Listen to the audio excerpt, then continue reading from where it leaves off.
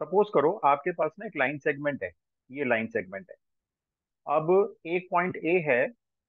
ये मान लेते हैं ये ए हो गया और ये बी हो गया। ये लाइन सेगमेंट ए बी हो गया। और ये पी पॉइंट है जो इसको इंटरनली डिवाइड कर रहा है, लेट से एम और एन के रेशियो में। तो हम बी पॉइंट के कोऑर्डिनेट्स निकाल सकते हैं अगर हमारे पास x1 y1 ए के कोऑर्डिनेट्स हों और x2 y2 बी के कोऑर्डिनेट्स हों। ये हमने क्लास 10th में सीखा था। अब एक और पॉइंट क्यू है जो इसी लाइन पे एक्सटर्नली आगे जाकर डिवाइड कर रहा है। मान लो ये यहाँ पे एक और पॉइंट ले लेते हैं। ये हमारा यहाँ पे क्यू पॉइंट हो गया। ये क्यू पॉइंट हो गया। अब ये जो क्यू है ये ए बी को डिवाइड कर रहा है एक्सटर्नली। देखो ए बी से बाहर निकल के क्यू आ रहा है और रेशियो है ये m:n। Q divides A B externally in same ratio. बिल्कुल सेम रेशियो है m:n। पी डिवाइड कर रहा है इंटरनली और क्यू डिवाइड कर रहा है एक्सटर्नली। तो हम इसको बोलेंगे P and Q R harmonic conjugate.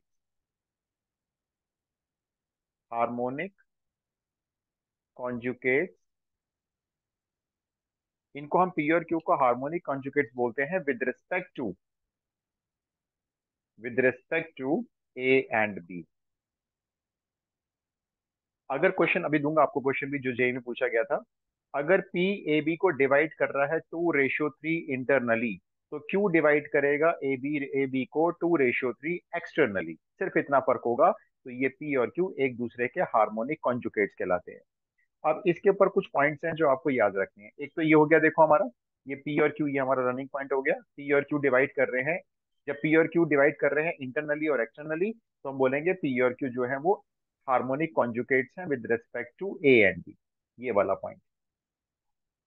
इसके अलावा आपको क्या चीज याद रखनी है, ये आप नोट करते जाना। ये छोटे छोटे नोट्स बनाते जाऊंगा मैं, आप ये नोट्स करते जाना। बस आपका काम है इनको लर्न करते जाना धीरे धीरे।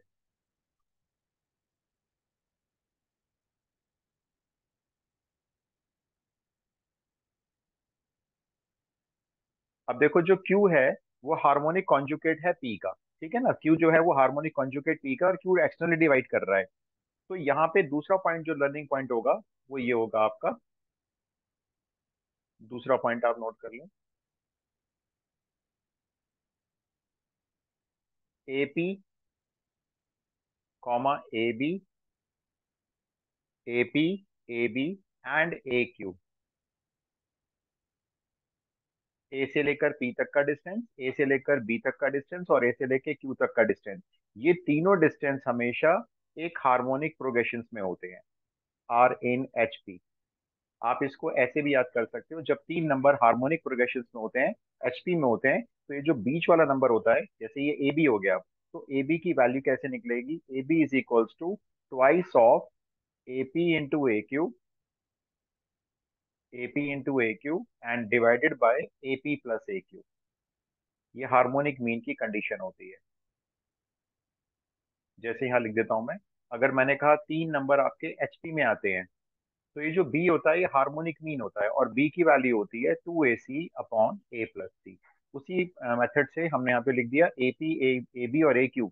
ये एक एचपी बनाएंगे हमेशा, जिसमें ए बी की जो वैल्यू होगी वो twice of A P into A Q upon A P plus A Q होगी। तो ये तो गई हमारी हार्मोनिक मीन की बात। Harmonic conjugate, sorry. आप नोट कर ले तो मुझे बता दें, ठीक है, सो दैट मैं आगे ना फॉरवर्ड करता जाऊंगा जल्दी जल्दी। Noted sir. ओके। अब आता है इसका next point, nature of triangle. Triangle की नेचर कैसे पता करते हैं? इस बहुत क्वेश्चंस आते हैं। जैसे मान लो आपको ए बी सी तीन वर्टेक्स दे दिए ट्रायंगल के,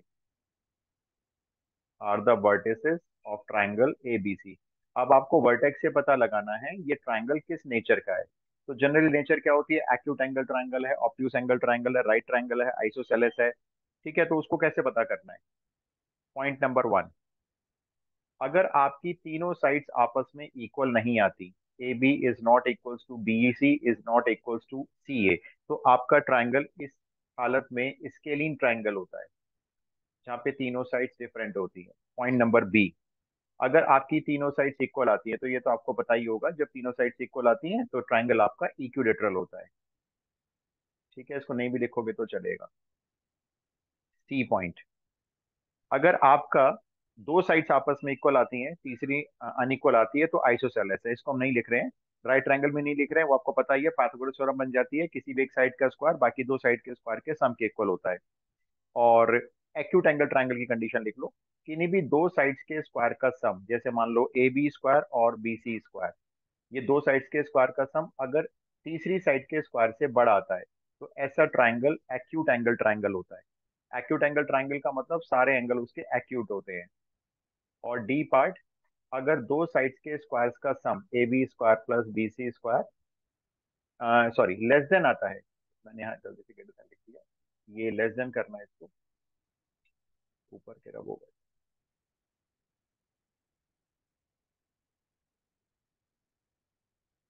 अगर ये लेस देन आता है, तो ये जो है लॉन्गेस्ट साइड होगी, अगर उससे लेस देन आता है, तो यहाँ पर आपका ट्राइंगल ऑब्ट्यूस एंगल ट्राइंगल होगा। ऑब्ट्यूस एंगल ट्राइंगल, ये डी पार्ट हो गया।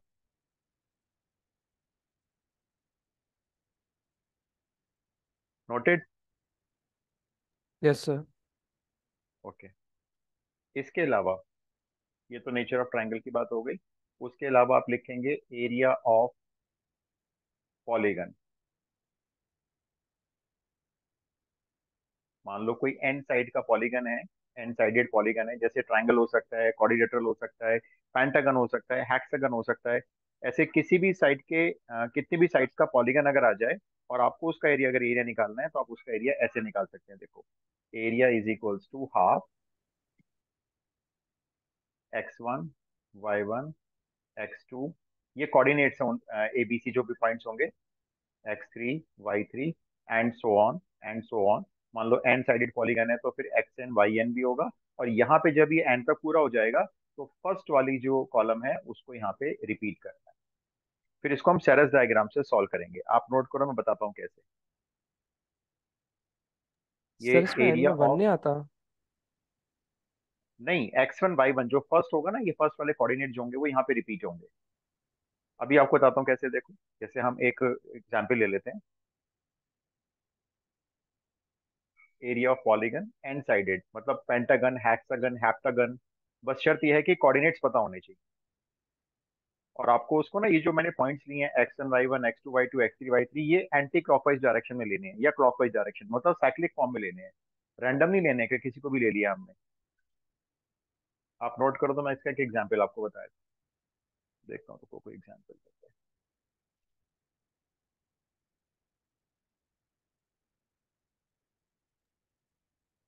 सर इधर एक्स और वाई कोऑर्डिनेट्स है हमारे।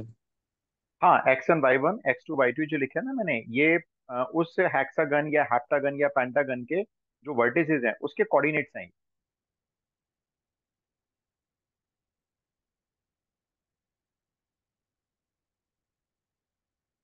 आप नोट कर लें तो मुझे बता दें।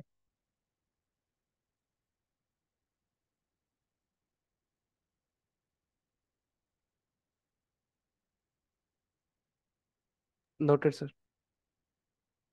ठीक है, एक जैसे एक एग्जाम्पल लेते हैं, देखो इसका, एक पेंटागन है,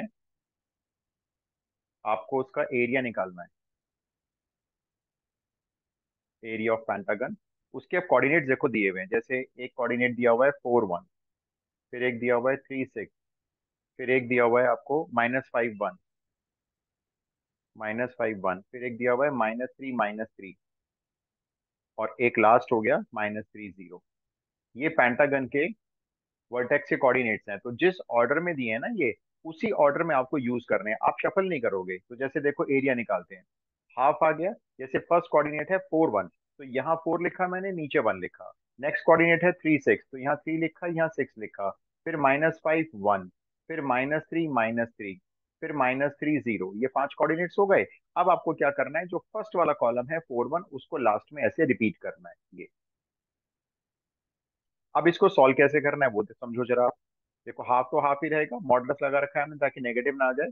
तो अभी हम इसको मॉडुलस में रखेंगे। देखो, मल्टीप्लाई कैसे करेंगे, पहले इसको ऐसे करेंगे मल्टीप्लाई, ऊपर से नीचे 24, फिर माइनस लगाएंगे, फिर 1 को 3 से करेंगे, तो ये 24 - 3, ये एक वैल्यू हो गई। ठीक है, फिर प्लस, अब देखो दूसरी वैल्यू, अब 3 × 1 3, तो 3 लिखा, बीच में माइनस लगाएंगे, और 6 × -5 -30 आ रहा है, तो बीच वाला माइनस +30 हो गया।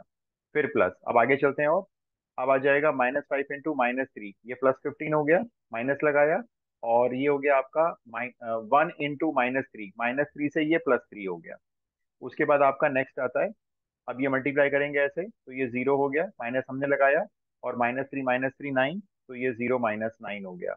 अब ये लास्ट हो गया, ये हो गया आपका -3 और -0, यानी सिर्फ -3। अब इसको सिंप्लीफाई कर लो, ये आपके पेंटागन का एरिया डायरेक्टली आ जाएगा। देखो 21 +33 +18 -9 और -3, इसको सिंप्लीफाई कर लो तो आपके पेंटागन का एरिया हो गया। कितना हो गया देखो, ये 21 और 33 हो गए 54, 54 +6 60 हो गया फाइनली, और आपका एरिया आ गया पेंटागन का 30 स्क्वायर यूनिट, इस तरह से। तो एन साइडेड पॉलीगन लेना है, इसमें ट्राइंगल भी आ सकता है। अब देखो आपका क्वाड्रिलेटरल भी कवर हो जाएगा इसके अंदर, पेंटागन, क्वाड्रिलेटरल, हेक्सागन, हेप्टागन, कोई भी एन साइडेड पॉलीगन का एरिया निकाल सकते हैं यूजिंग दिस।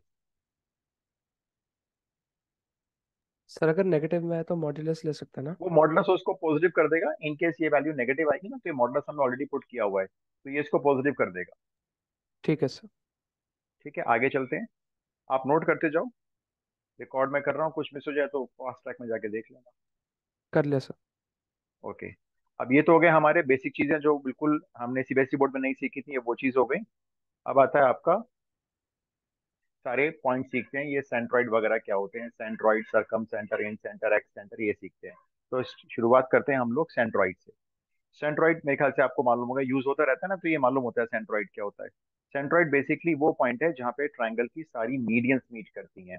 मतलब centroid is the point of intersection of median, जहाँ पे ट्राइंगल की सारी मीडियंस मीट करती हैं, हम उसको सेंट्रॉइड कहते हैं। जनरली, यूनिवर्सली, इसको हम जी से डिनोट करते हैं। जनरली जब हम बोलेंगे सेंट्रॉइड है, तो हम उसको जी से डिनोट करते हैं, जनरली सब इसको जी से लेते हैं, मोस्ट ऑफ द बुक्स में आपको जी मिलेगा। अच्छा, अब एक, जैसे मैं एक रफ फिगर बना लेता हूँ, मान लेते हैं हमारे पास ये ट्राइंगल हो गया एक, किसी भी तरह का ट्राइंगल हो सकता है, और अब हम यहाँ पे इसकी 3 मीडियंस ड्रॉ कर लेते हैं। मीडियन हमेशा मिड पॉइंट पे जाके मीट करेगी, जैसे ये मिड पॉइंट पे आके मीट कर रही है, मान लेते हैं ये इधर से आके मीट कर रही है मिड पॉइंट पे, और एक मीडियन आपकी ये इधर से आके मीट कर रही है, मान लेते हैं ये। तो ये तीनों मीडियंस हो गई हैं। अब तो हमारा जो जी पॉइंट अंदर बन गया, जैसे इसको नाम देते हैं कुछ A B C, D is the mid point of B C, E is the mid point of A C, and F is the mid point of A B, और ये तीनों मान लो यहाँ पे मीट कर रही हैं, तो जी इज कॉल्ड द सेंट्रॉइड। अब इसके बारे में आपको कुछ पॉइंट्स याद रखने हैं। नंबर 1, सेंट्रॉइड जो होता है वो किसी भी मीडियन को 2:1 में डिवाइड करता है। लेकिन 2:1 कैसे लेना है, देखो वर्टेक्स से आएंगे हम, ये ट्रायंगल का वर्टेक्स है ना, यहाँ से पहले सेंट्रॉइड की तरफ आए ए जी, और फिर बी नीचे का हिस्सा लिया जी डी, तो ए जी रेशियो जी डी ले लो, सी जी रेशियो जी एफ ले लो, या बी जी रेशियो जी ले लो। ये सारे रेशियो सेम होते हैं, 2:1 का रेशियो होता है। ठीक है, इंटरनली डिवाइड करता है। और सेंट्रॉइड निकालने का फॉर्मूला जो होता है जी निकालने का, वो ट्राइंगल के 3 वर्टेक्स होंगे, तीनों के एक्स कोऑर्डिनेट्स को प्लस कर लो, ये 10th क्लास में था एनसीईआरटी में, और तीनों के वाई कोऑर्डिनेट्स को प्लस कर लो, एंड डिवाइड बाय 3। कहने का मतलब एवरेज निकाल दिया, x1 x2 x3 upon 3, y1 + y2 y3 upon 3। इसको आप शॉर्ट फॉर्म में ऐसे लिख सकते हो, देखो दोनों को मिला के ना, a + b + c अपॉन 3, इन दोनों की जगह आप ये भी लिख सकते हो। मतलब कोऑर्डिनेट्स को ऐड करके डिवाइड 3 कर रहे हैं, इसका मतलब ये होता है।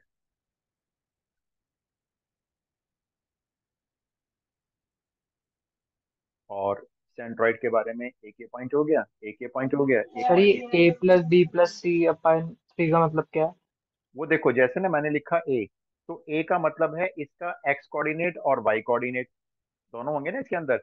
तो जब ए लिखा मैंने, पर +b + c लिखा, तो यहाँ पर इसका मतलब ये हो गया, पहले आपको सारे एक्स कोऑर्डिनेट ऐड करके डिवाइड 3 करना है, तीनों एक्स कोऑर्डिनेट ऐड करके डिवाइड 3 करना है, उसके बाद आपको तीनों वाई कोऑर्डिनेट ऐड करके डिवाइड 3 करना है। तो हम ऐसे भी लिख सकते हैं और हम ऐसे भी लिख सकते हैं, क्योंकि आने वाले टाइम में ना मैं अब आपको ऐसे ऐसे बोला करूंगा, x1 plus x2 plus x3 upon three, y1 plus y2 plus y3 upon three. इसको हम कैसे बोलेंगे शॉर्टकट में? Coordinates a plus b plus c upon three, इसका शॉर्टकट में ऐसे बोल दिया करेंगे। और अब इसमें एक पॉइंट और नोट कर लो, जैसे ये जो ए बी साइड है ना, देखो ट्राइंगल की ए बी साइड है, अगर हम ए और बी को सेंट्रोइड से ज्वाइन कर रहे हैं तो एक ट्राइंगल बन रहा है ए जी बी, ये ट्राइंगल बन रहा है ए जी बी। इसी तरह से एक और ट्राइंगल ले रहे हैं बी जी सी, इसी तरह से एक और ट्राइंगल ले रहे हैं ए जी सी। ये तीनों एरिया आपस में इक्वल होते हैं। अब क्योंकि देखो ट्राइंगल के तीन इक्वल पार्ट कर दिए आपने, इसलिए हर कोई एरिया बड़े वाले ट्राइंगल जो ओरिजिनल ट्राइंगल है उसका वन थर्ड भी होता है। एबीसी ट्राइंगल का वन थर्ड भी होता है। तो अगर आप सेंट्रॉइड से दो वर्टेक्स को ज्वाइन करके ट्राइंगल बनाओगे तो वो ट्राइंगल पूरे ट्राइंगल का एरिया में वन थर्ड होगा। और एक पॉइंट इसमें और याद करेंगे, देखो जैसे ना ये स्टैंडर्ड आगे से याद रखना, जैसे ना ये वर्टेक्स ए है ये वाला, तो इसकी जो अपोजिट साइड होती है बीसी, जो अपोजिट साइड है उसको हमेशा स्मॉल ए से डिनोट करते हैं। ये यूनिवर्सली ट्रू होती है, हर कोई ऐसी लेगा हमेशा। जैसे ये एंगल सी है देखो ये वाला, तो इसकी जो अपोजिट साइड है ये वाली, इसको डिनोट किया जाएगा स्मॉल सी से। और एंगल बी की जो अपोजिट साइड है जो ए सी है, इसको डिनोट करेंगे स्मॉल बी से। ये एक स्टैंडर्डाइजेशन होता है। तो मैंने क्यों बताया? क्योंकि मैं यहाँ पे आपको मीडियन एडी की लेंथ बताने जा रहा हूँ। ये जो मीडियन एडी होती है इसकी लंबाई क्या है, इसकी लेंथ अगर आ जाए निकालने के लिए, तो इसकी लेंथ होगी एडी की लेंथ जो ए से आ रही है, ध्यान से देखना, हाफ, फिर अंडर रूट आएगा। अंडर रूट में देखो कैसे याद रखना है, ये जो ए पॉइंट है इसके जो साथ में दो साइड्स हैं, जैसे ये एंगल है ना ए, इसके साथ में दो साइड्स जाती हैं, सी साइड और बी साइड। तो दोनों साइड्स के स्क्वायर्स का ट्वाइस का sum, two B square plus two C square.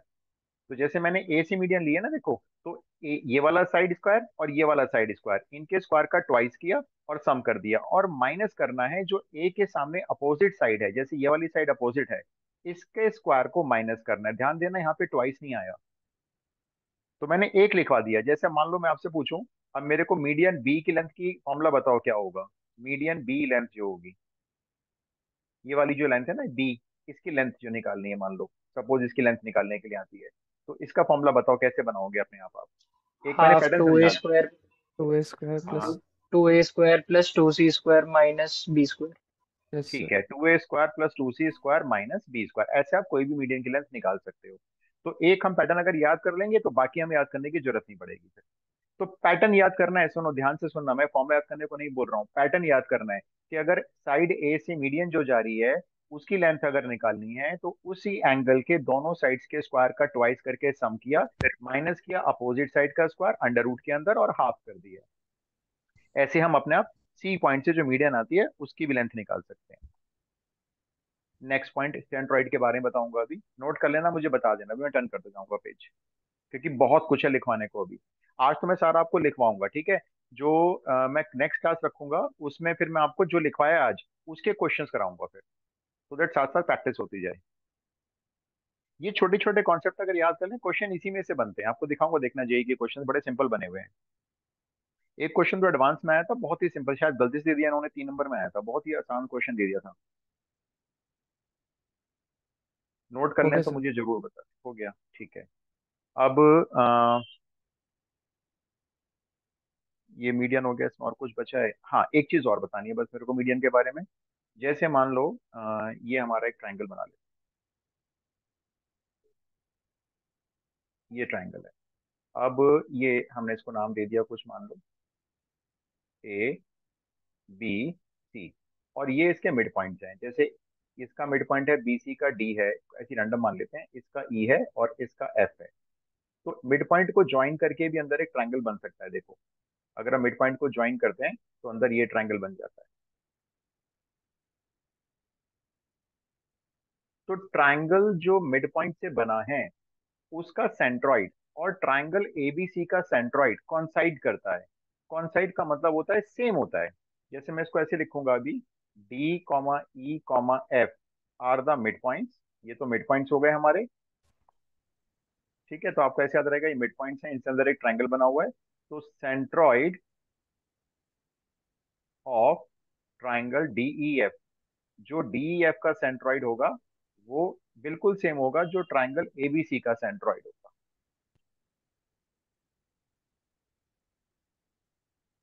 ये पॉइंट भी आपको याद रखना।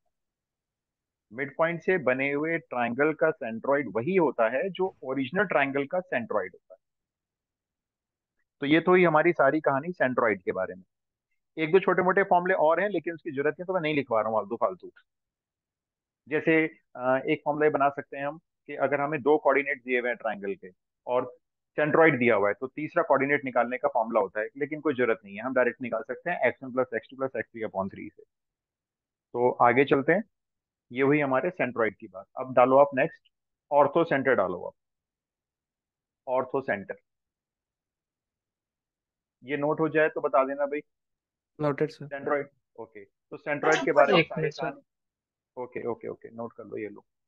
सेंट्रॉइड के बारे में सारे पॉइंट्स आपको लर्न करने हैं जरूर, वरना कुछ फायदा नहीं होगा। देखो, अगर आप लर्निंग वर्क नहीं करोगे, ये याद कर लो बस, आप क्वेश्चन की गारंटी मेरी है। थोड़ा जल्दी जल्दी नोट करो। सर से पीछे वाला 1 सेकंड के लिए दिखा दो बस। हाँ श्योर श्योर। ठीक है सर। ओके। कोई भी बच्चा अगर ज्वाइन करना चाहे ना आपके, ऐसा नहीं कि मुझसे पढ़ता है तभी वो ज्वाइन करेगा, कोई भी ज्वाइन करना चाहे तो आप सीरियस बच्चा हो, मतलब कोई बच्चा ऐसा ना चलो यार मस्ती में ज्वाइन कर लेते हैं, तो आप उसको लिंक शेयर कर दिया करो, कोई दिक्कत नहीं, मुझे तो पढ़ाना है, सबको पढ़ा दूंगा, उसमें क्या है, सबका भला हो जाएगा। तो अब हम चलते हैं नेक्स्ट पॉइंट की तरफ। ठीक है, मैं आगे शुरू कर रहा हूँ, आप डालो नेक्स्ट आता है ऑर्थो सेंटर। अब ये ऑर्थो सेंटर क्या होता है? ऑर्थो सेंटर बेसिकली क्या होता है, जहां पे ट्राइंगल के ऑल्टीट्यूड्स मीट करते हैं, तो हम इसको ऐसे लिख लेते हैं, orthocentre is the point of intersection of altitudes of triangle. जहां पे ट्राइंगल के तीनों ऑल्टीट्यूड्स मीट करेंगे वहीं पे आपका ऑर्थो सेंटर लाई करेगा। जैसे एग्जांपल एक ऐसी रफ फिगर बना लेते हैं, मान लेते हैं ये हमारा एक ट्राइंगल है, ये ट्राइंगल है। तो हमने क्या करना है, यहाँ पे तीन ऑल्टीट्यूड ड्रॉ करने हैं। आप देखो, तीनों वर्टेक्स से अलग अलग। फॉर एग्जाम्पल एक ऑल्टीट्यूड ये आ गया, ऑल्टीट्यूड का मतलब परपेंडिकुलर। ठीक है, एक ऑल्टीट्यूड मान लो यहाँ से ऐसे आ रहा है, 90 डिग्री का एंगल शायद यहाँ कहीं बन रहा होगा ऐसे, थोड़ा रफ सा बनाइए। और एक ऑल्टीट्यूड आपका मान लो ऐसे आ गया। तो ये मान लो आप, ये सारे एंगल जो है ये 90 डिग्री हैं, थोड़ा सा फिगर में फर्क आ रहा है लेकिन आप मान लो 90 डिग्री है। ये ट्राइंगल एबीसी है। तो जहां पे सारे ऑल्टीट्यूड मीट करेंगे, यानी कि कॉन्करेंट लाइंस होती हैं ऑल्टीट्यूड भी, ये वाला जो पॉइंट है हम इसको ऑर्थो सेंटर डिनोट करते हैं। और ऑर्थो सेंटर के लेटर यूज किया जाता है कैपिटल ओ। डिफरेंट डिफरेंट बुक्स में आप पढ़ोगे तो सब जगह इसको ऑर्थो सेंटर को कैपिटल ओ ही बोला जाता है।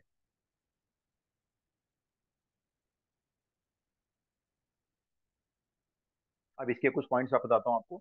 इसको निकालने का एज सच कोई फॉर्मूला नहीं होता है, जैसे सेंट्रॉइड का होता है ना x1 plus x2 plus x3/3, इसका कोई फॉर्मूला नहीं है। लेकिन आपको इसके कुछ पॉइंट्स याद रखने हैं। अगर आपका ट्राइंगल राइट एंगल ट्राइंगल है, राइट एंगल ट्राइंगल है अगर, तो इसका जो ऑर्थो सेंटर होता है वो इसके राइट एंगल पे ही होता है। Orthocentre is equals to right angle point, लिख देता हूँ। जिस पॉइंट पे राइट एंगल बना होगा उसी पॉइंट पे राइट एंगल ट्राइंगल का ऑर्थो सेंटर होता है। दूसरा पॉइंट, अगर आपका ट्राइंगल एक्यूट है, एक्यूट एंगल ट्राइंगल है, तो उसका जो ऑर्थो सेंटर होगा वो इनसाइड द ट्राइंगल बनेगा। और ortho centre is always inside the triangle. और अगर आपका ट्राइंगल ऑब्ट्यूज एंगल ट्राइंगल होगा, ट्राइंगल अगर ऑब्ट्यूज एंगल्ड होगा, तो आपका जो ऑर्थो सेंटर होगा is always outside the triangle, वो हमेशा ट्राइंगल के बाहर बनेगा।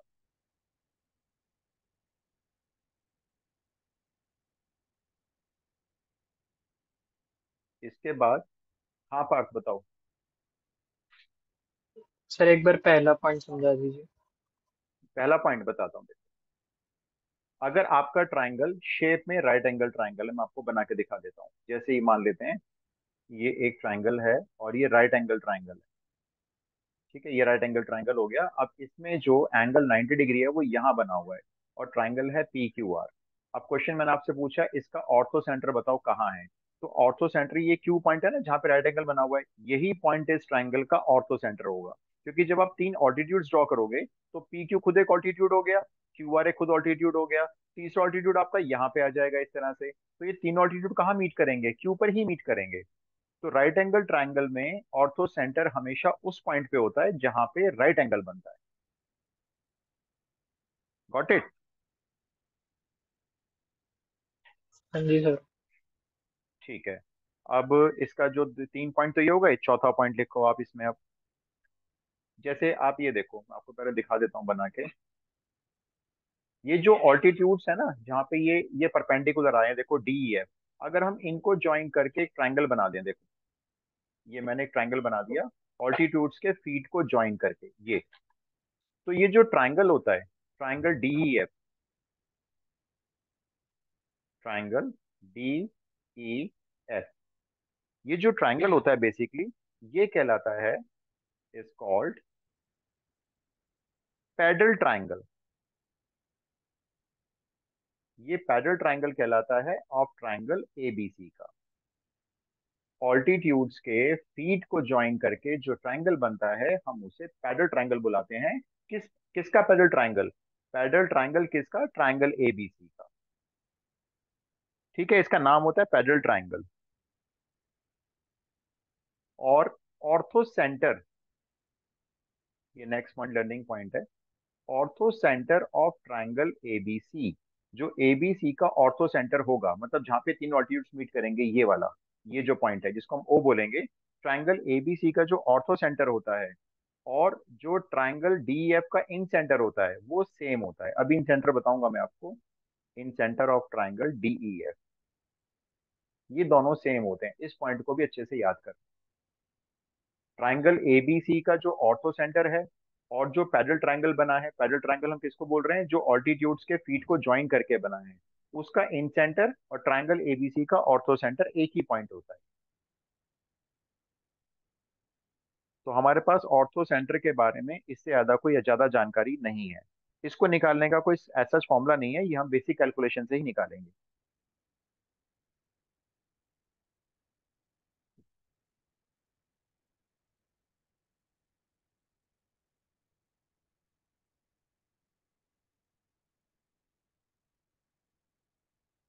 नोटेड? Yes sir. ओके, अब आप डालो next, सरकम centre.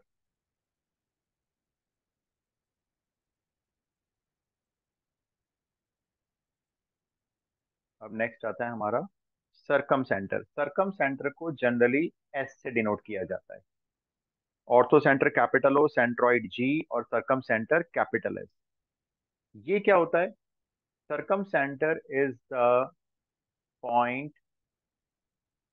Of intersection of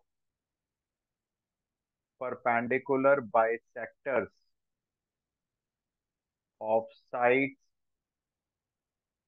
of the triangle.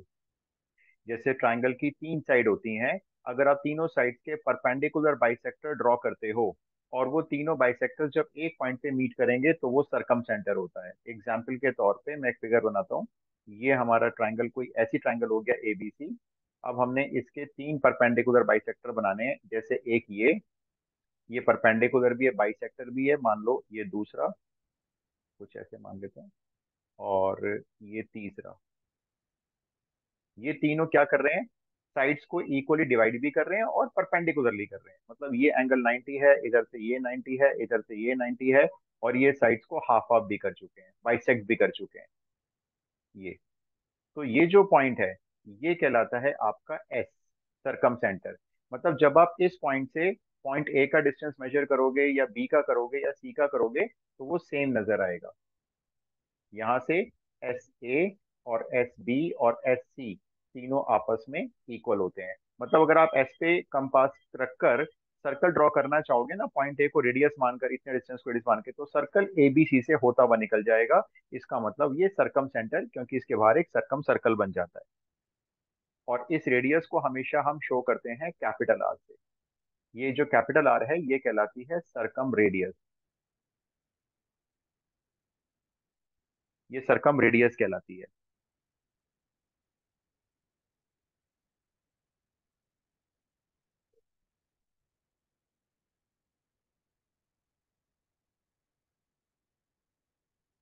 किसी भी राइट ट्रायंगल में, अब इसका जो पॉइंट है, मान लो हमारे पास एक राइट एंगल ट्रायंगल है। राइट एंगल ट्रायंगल का अगर आपको एस पता करना है, एस समझ जाना, सरकम सेंटर, तो एस जो होता है is equals to mid point of the hypotenuse. जो सरकम सेंटर होता है राइट ट्रायंगल का, वो उसके हाइपोटेन्यूज का मिड पॉइंट होता है। और जो राइट एंगल ट्रायंगल में सरकम रेडियस होती है कैपिटल आर, वो हाइपोटेन्यूज का आधा होती है।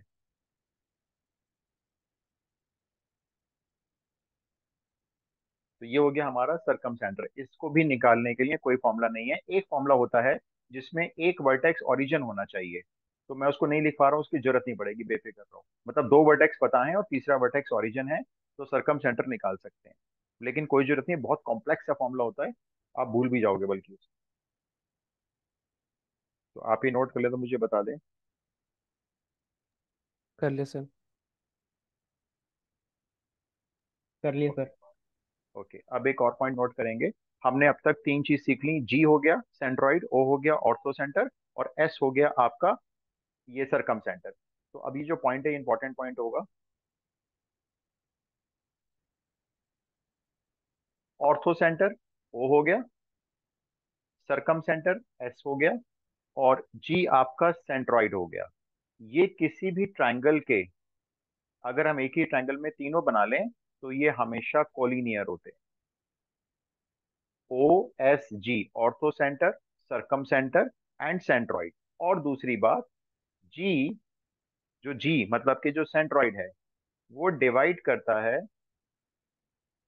ओ एस को। ओ एस मतलब इस डायरेक्शन में लेना है, ओ से एस की तरफ, इन द रेशियो 2:1। मतलब आप इसको पिक्चर के थ्रू ऐसे बना सकते हो अगर बनाना चाहो तो, जैसे ये है हमारा। तो यहाँ पर आ गया आपका ओ, इधर कोने पे ओ आ गया, इधर ये जी आ गया, इधर ये एस आ गया। तो ओजीएस याद रखना, ओजीएस। ओजीएस में जी जो है वो ऑर्थो सेंटर और सरकम सेंटर को डिवाइड करेगा हमेशा 2:1 के रेशियो में। तो दोनों सेंटर दोनों कॉर्नर पे ध्यान रखना, ऑर्थो सेंटर और सरकम सेंटर है ना, दोनों कोने पे हो गए। और ये जो सेंट्रॉइड है ये बीच में हो गया। इसको जनरली ना टीचर्स ऐसे बताते हैं, ओ एन जी सी जो ऑयल कंपनी होती है ना, इससे भी याद कर सकते हैं। Orthocentre divides, sorry, centroid divides orthocentre and circumcentre in the ratio 2:1। ये एन फॉर एंड हो जाता है। तो ऐसे याद रखेंगे, ओ इधर लास्ट कॉर्नर पे आएगा, और जी देखो इधर बीच में आएगा, और एस हम बोल रहे हैं सरकम सेंटर। कुछ पब्लिशर्स, कुछ राइटर्स सरकम सेंटर को सी भी बोल देते हैं। ठीक है, तो ये पॉइंट भी आपको याद कर। हो गया। Yes sir. ठीक है, अब आप डालो इन सेंटर।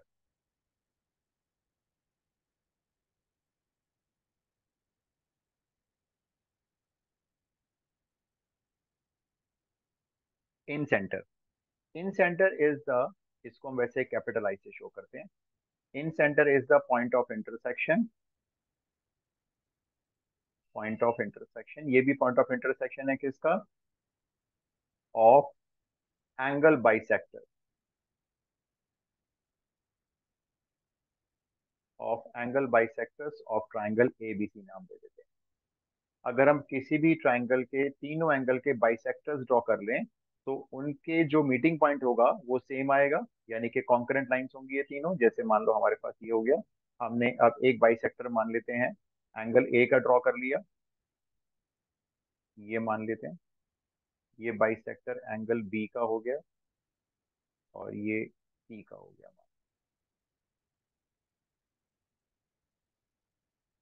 ये एंगल बाइसेक्ट हो गया तो ये एंगल इक्वल हो गए। इधर से ये इक्वल हो गया एंगल और इधर से ये इक्वल हो गया। ये ट्रायंगल एबीसी मान लो, तो आई जो इसमें बन गया, जो इंटरसेक्शन पॉइंट है ये वाला आई, ये इन सेंटर होता है। इसके बारे में कुछ पॉइंट्स नोट करेंगे।